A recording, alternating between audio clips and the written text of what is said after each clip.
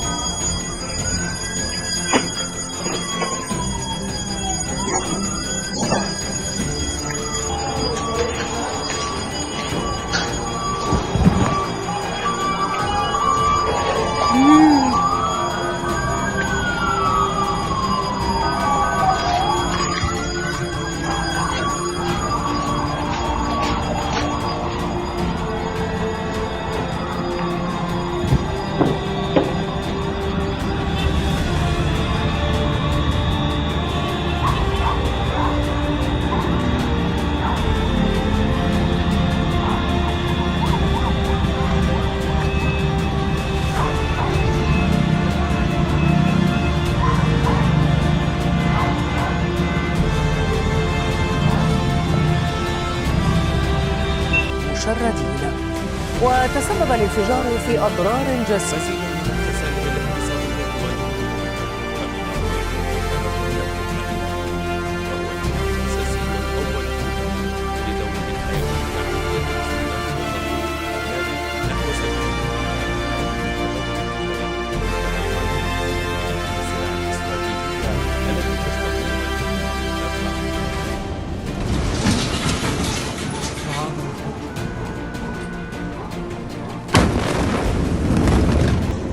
مطر هون خلاص واصله وات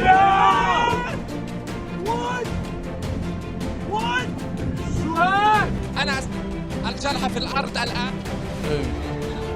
لا زالت. أنا كنت أبدت الولايات المتحدة استعدادها لمساعدة الحكومة اللبنانية، ويأتي الانفجار في ظل أجواء توتر سياسي مع استمرار التظاهرات الشعبية ضد سياسات الحكومة وتعاملها مع أسوأ أزمة اقتصادية تشهدها البلاد، كما يأتي قبل النطق بالحكم النهائي بأيام قليلة في قضية اغتيال رئيس الوزراء السابق رفيق الحريري.